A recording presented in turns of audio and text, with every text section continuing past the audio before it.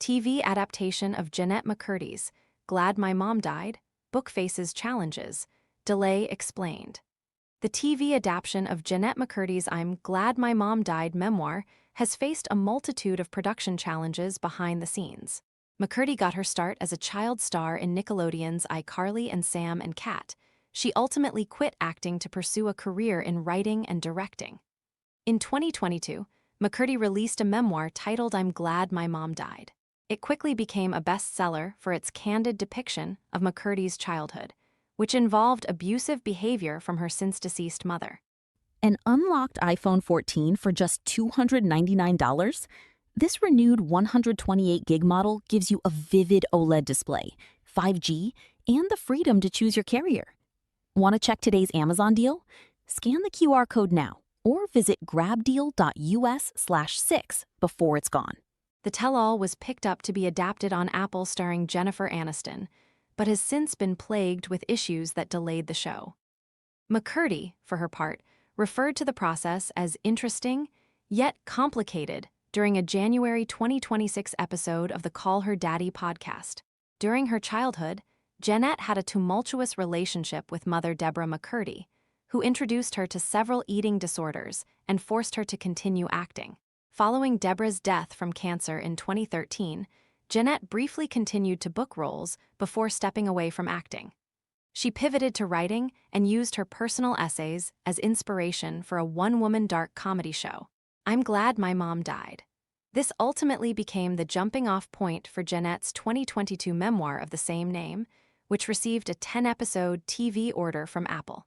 Of course, there are moments where I fantasize that my mom would have apologized or that we'd have a turnaround in our relationship. But that's fantasy.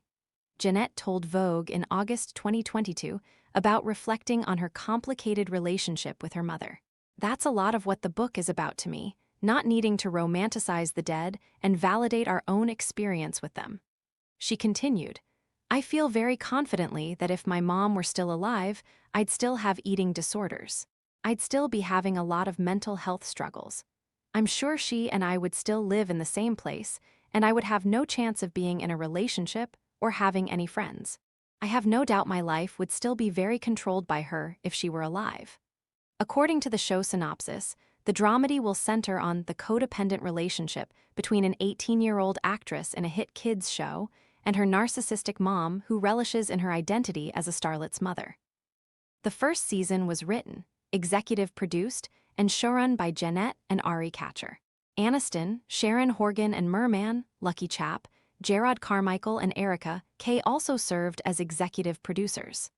Filmmaker Jason Reitman was involved as its director, but exited the project. Outlets reported that alleged creative differences with Jennette about the tone of the show caused the issues. Puck News claimed in August 2025 that the series was given a short window by Apple to find a replacement or be put on hold indefinitely. In July 2026, TMZ reported that Aniston left the series due to scheduling issues. Before the creative issues, Aniston spoke about joining the show and her connection to Jennette. We have a lot in common, Aniston told People in October 2025. We had very similar moms.